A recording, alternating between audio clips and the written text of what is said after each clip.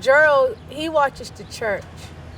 He has been a great help to my pastor and to the church members. My pastor always acknowledge him. People used to call him Chris. I even called him Chris. So I really had asked him, like, what really is your real name? Hi, how are you?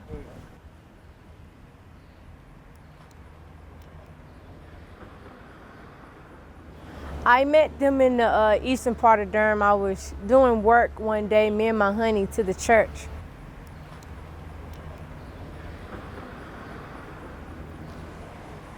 We also have a feeding organization that's inside the church. That we feed the people that's less fortunate. We used to call it the hunger. Then we changed it to the needy. Sometimes you hear people say, oh, we're feeding the homeless. It's still a person. They may not be homeless. They might just be at the time, they might be hungry. They might have diabetes, they might have asthma, they want some water.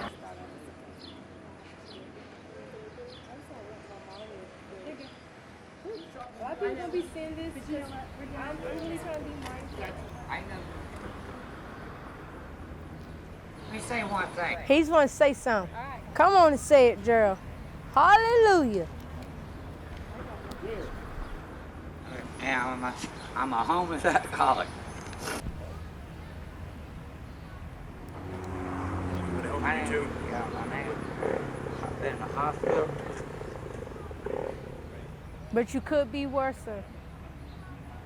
But it's not all the time that you drink. And you know that because you drink orange juice, eggnog. Come on. Tell them, you know that. You don't just drink alcohol, but every now and then, because your sorrows, you drink it because you feel bad.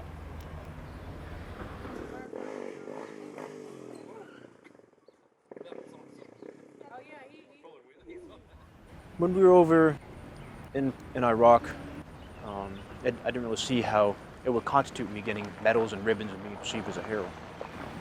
We had to set up all these checkpoints over there, and we set curfews for people. We didn't allow people to protect themselves. They couldn't have any weapons to defend their family if they had to. It seems like we were just like degrading them, and we kept on going on all these patrols. People were getting wounded, people were getting killed. I had to witness, children being dismantled, some of their body parts and limbs, and then having to see, their mothers and their loved ones crying because of it. And to me, they may have been looking at me as like some monster, but then when I go back to the home front, then I'm being perceived as a hero.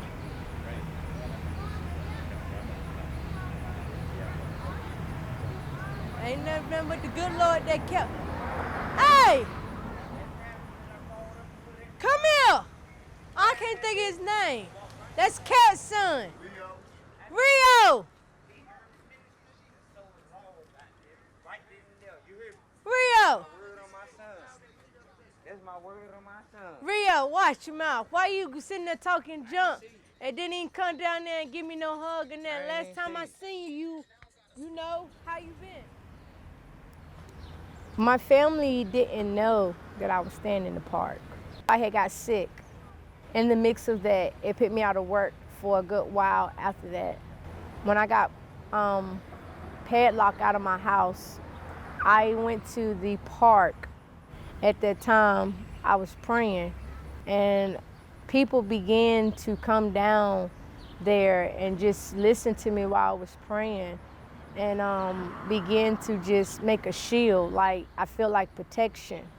And after I finished praying and speaking in tongues, not worrying about who was around me, I fell asleep on top of the picnic table. And when I woke up, I was kind of a little shocked. Nobody didn't touch me, but the guys were still standing there just watching me. And they was like, everything's all right, Jenny from the block. We had you, you was okay.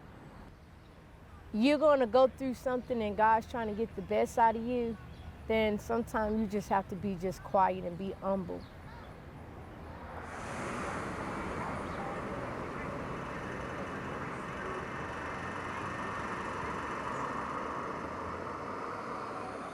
What's up, my man? Hola. ¿Cómo te llamas? You know no name? Me llamo Jennifer. Nice to meet you. Okay? Yeah, that's all I want. Y'all be blessed. Thank you. You did an awesome job there, JB, of dancing there. Did you take classes? Yeah. Where you take classes at? Jenny's. Yeah. Jenny's dancing. Jenny's dancing classes.